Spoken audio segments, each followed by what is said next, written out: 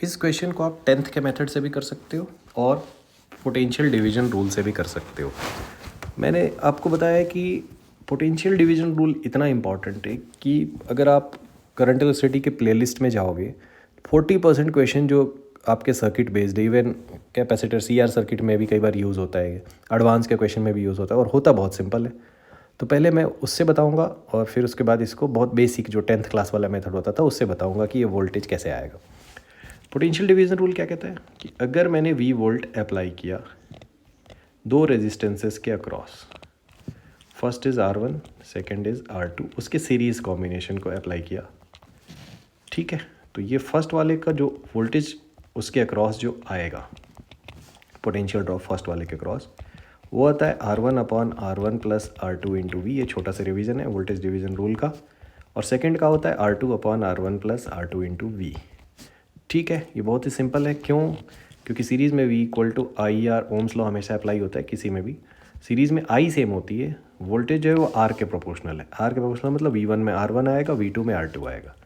ठीक है, तो आप वोल्टेज डिवीजन रूल अगर लगाते हो तो कैसे आंसर आएगा, उसके बाद मैं 10th क्लास वाला मेथड बता दूंगा बच्चों।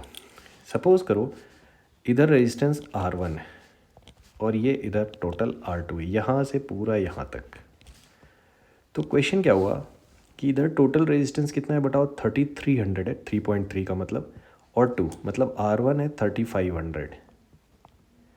और अगर आप R2 को ध्यान से देखोगे तो ये कितना है बताओ, 100 के 5 रेजिस्टर्स हैं, मतलब इधर है ये 500।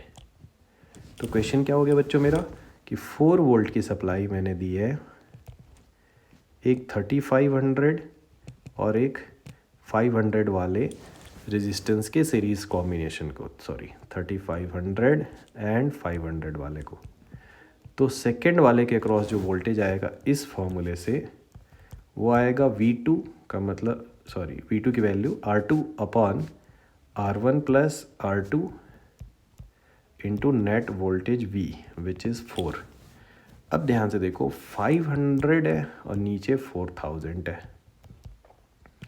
इंटू 4 है, ये पूरा ही 1000 से डिवाइड होगा एंड 500/1000 होता है 0.5 मतलब हाफ, तो 0.5 वोल्ट मिलेगा and that is your answer.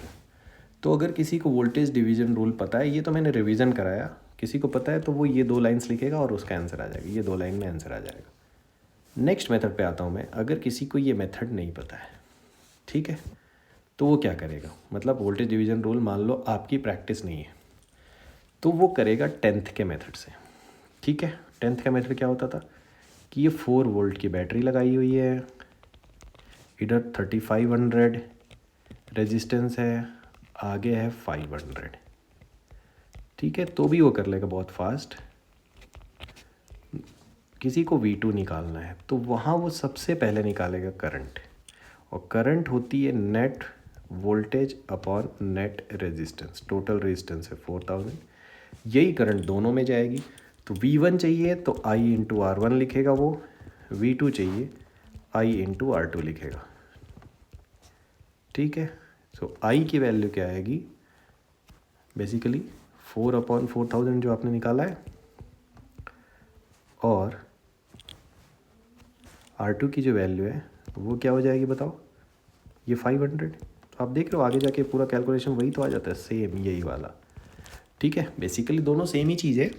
Voltage division rule भी तो इसी मेथड से आया है, 10th वाले मेथड से ही आया है। बट आपको वोल्टेज डिवीजन पता है तो आप फास्ट कर सकते हो, है ना, ओरली भी कर सकते हो कि इधर 7:1 में मुझे डिवाइड करना है, ओरली भी कर सकते हो इस क्वेश्चन को। इधर 3500 है, इधर 500 है, तो 4 वोल्ट को 7:1 में बांटना है, तो सेकेंड वाला आएगा 1/8 of 4 and that is your answer. किसी को अगर ओरली करना है तो बस इतना ही सॉल्यूशन है इसका, 1 लाइन का। 7:1 के रेशियो में बांटो, तो सेकेंड वाला होगा 1/8, फर्स्ट वाला होगा 7/8 वोल्टेज, तो 1/8 of 4 is half, third is your answer. तो ये 3 मेथड हो गए आपके सामने। ठीक है, ऑलमोस्ट एक दूसरे से रिलेटेड, आपको जैसे करना है कर सकते हो।